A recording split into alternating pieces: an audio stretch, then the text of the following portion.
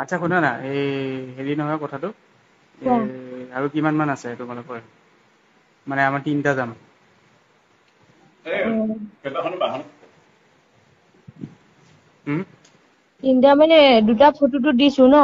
নহয় আমাৰ মানুহ তিনিটা যাব। তো তিনজনীয়ে ল'ব লাগিব। তিনিজনী ল'ব লাগিব। উম। গেষ্ট হাউচটো কোনটো? গেষ্ট হাউচটো জয়ানগৰ IIBM গলেদি গৈ পেলাই নেফচি অফিচৰ অপজিট হয়। নামটো কোৱা, মই বিচাৰি থাকিব নোৱাৰো ন তাত গৈ পেলাই। বাপ্তিচ ইন। হা? হেল্ল'?